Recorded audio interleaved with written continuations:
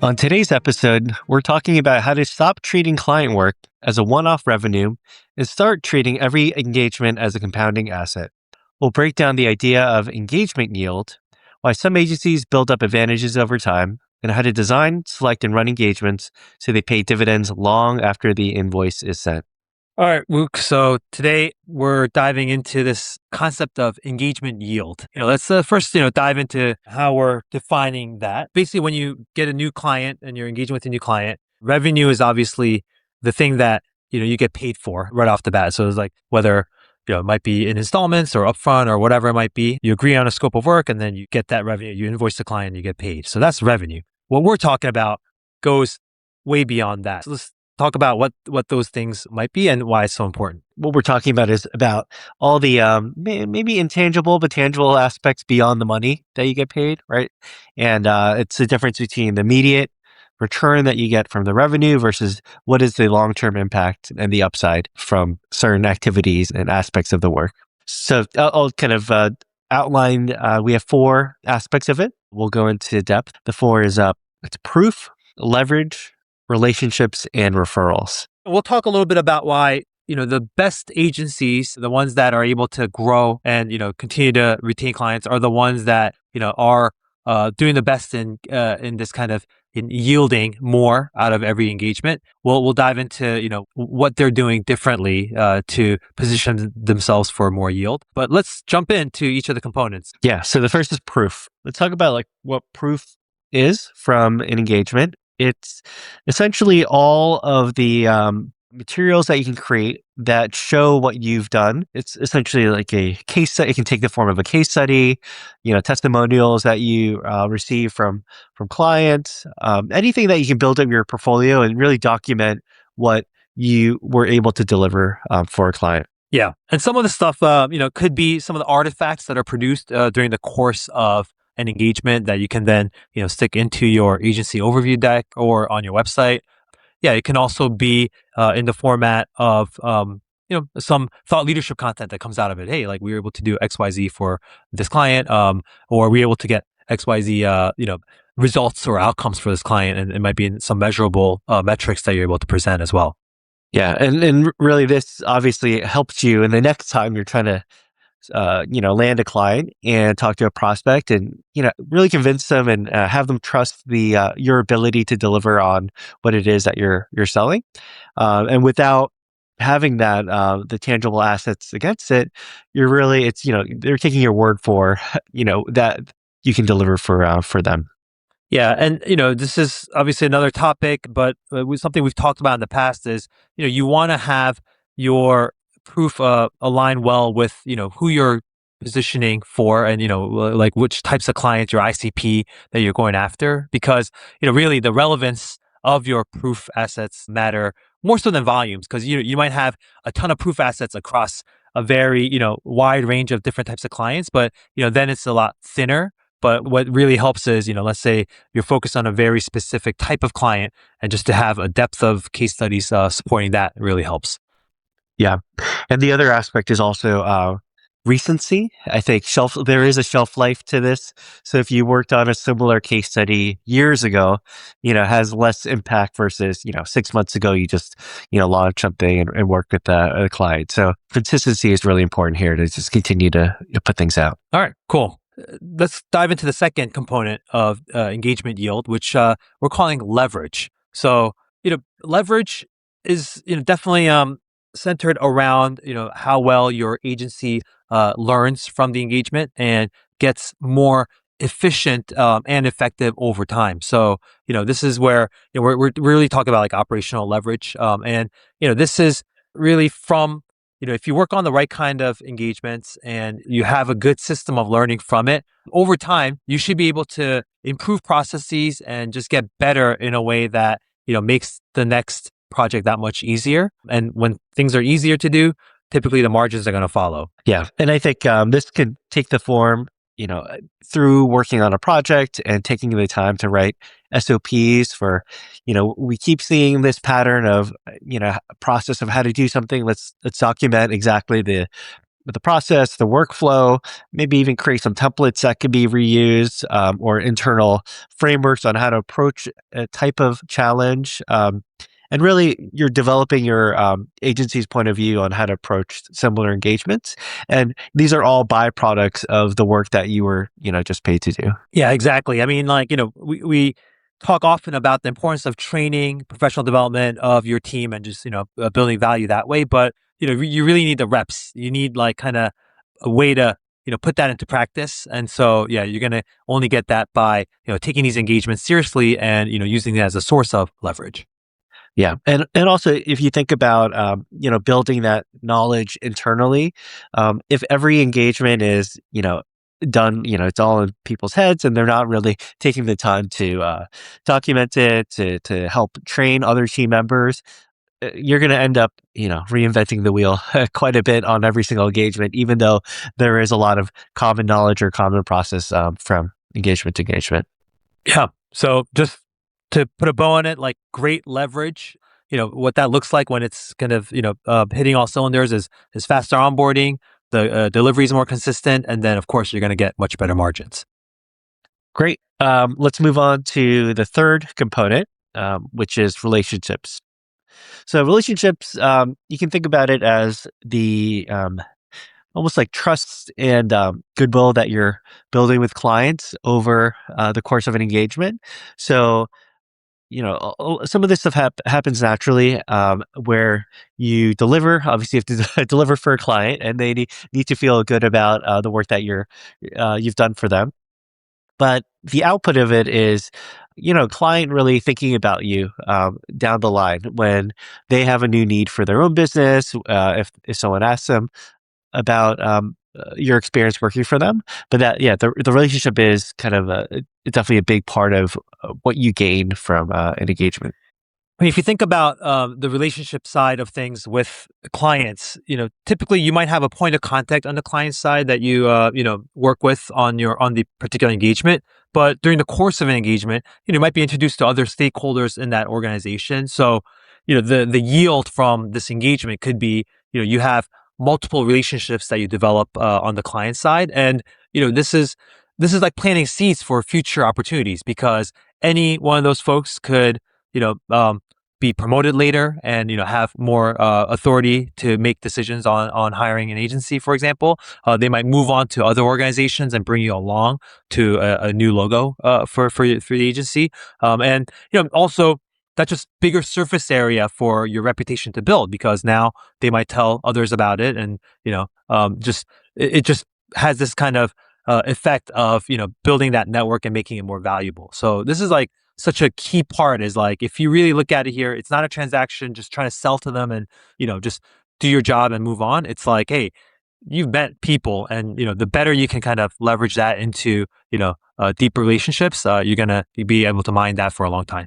This is one of the biggest aspects of compounding over time. Is the more clients you work with, the more people that you deliver for, and that kind of network really grows really quickly. As long as you're delivering, right? I think that's the baseline of in all of this is they Table need to have a stakes. good, yeah, they you have to have a good experience working with you, and really trust that you have their best interest in mind, and the next time a need comes along, they'll think of you. Okay, so the last component, the fourth one here, we're calling referrals. So this is the yield that comes from a great client engagement.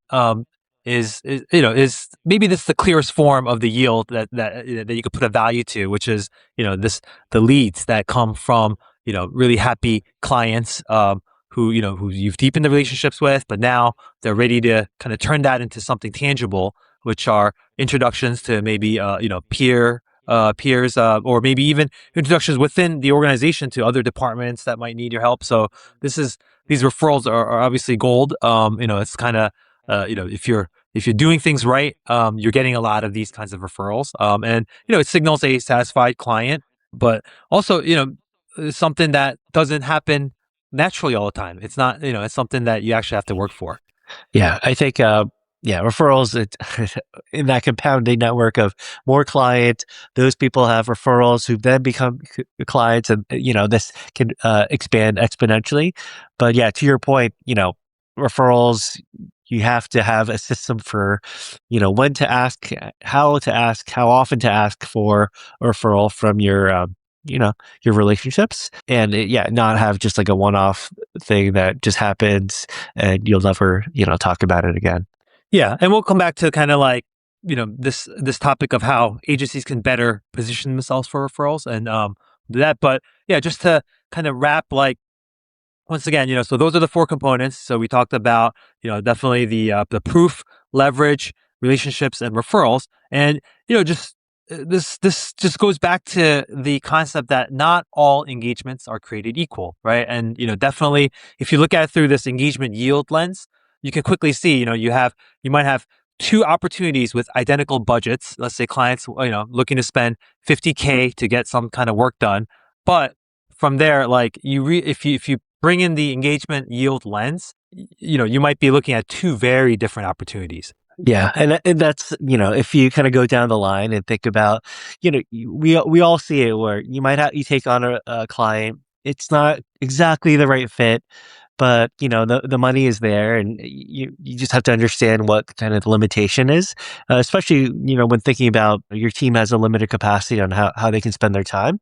You got to really think about the engagement yield potential, or you might have a client where they may have a clause where you can't talk about the work, you can't publicize it, and that's a something that we come up against where is that worth it to do all the work, and you can't talk about it, can't put it on your site, can't create a case study that you can publicize, but you could have referral potential, or you can have a relationship with that person. So every it's not so cut and dry on what's weighted higher than the other. Yeah, no, absolutely. And the thing that we actually haven't talked about, and this just occurred to me, is it is possible to select poorly and get negative engagement yield too, right? I mean, I think you could argue that like there's an opportunity cost to taking on the wrong kind of client, where it just kind of takes your team away from building, expertise in something, learning more, and maybe you drop the ball on that, and now you have reputational damage. So now relationships wise, you're cooked there,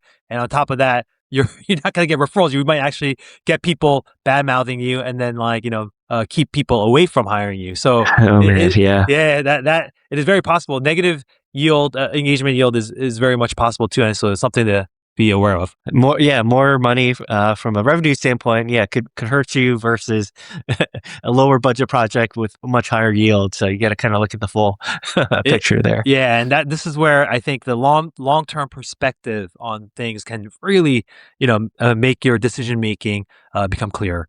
Yeah. So yeah, let's talk about positioning. Your the agency to actually generate engagement yield. So we touched upon some of this earlier, but yeah, let's just reel off some things that agencies can do.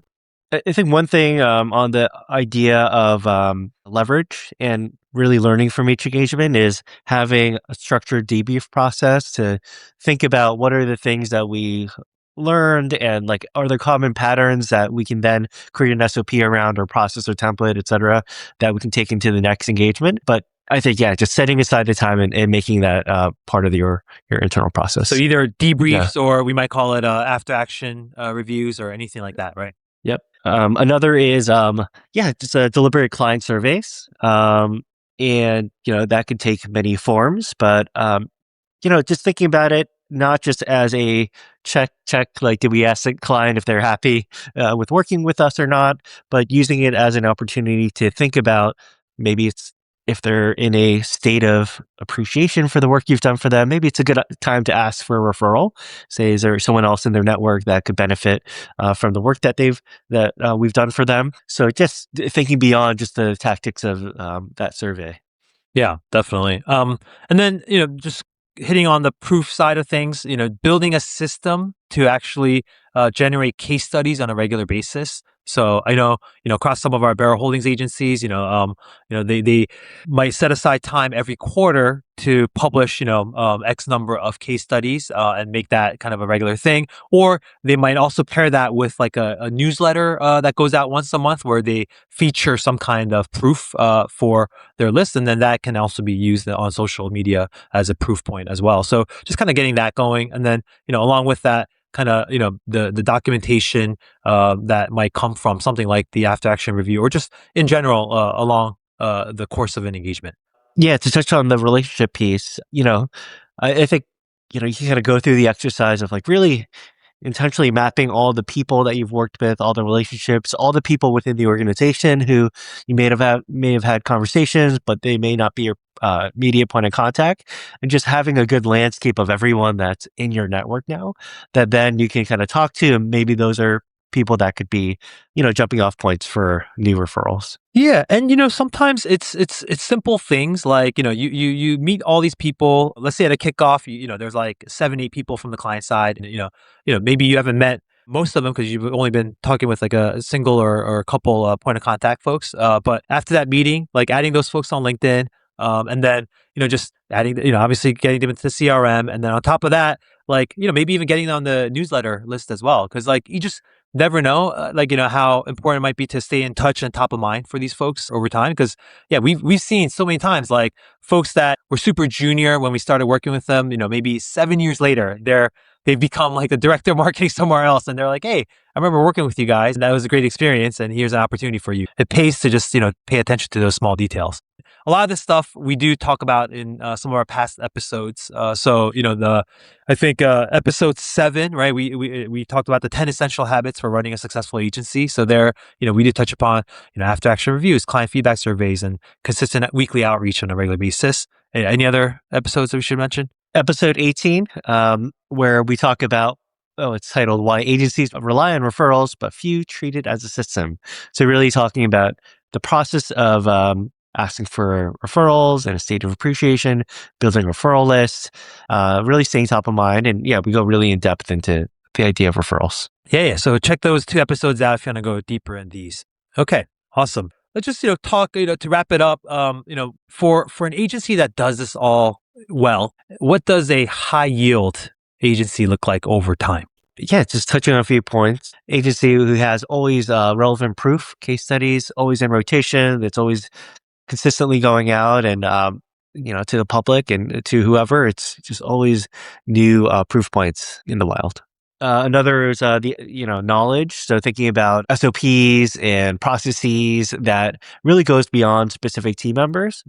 So knowledge is really shared amongst the team, and people are learning and not reinventing the wheel each time. Another is a healthy flow of warm inbound leads.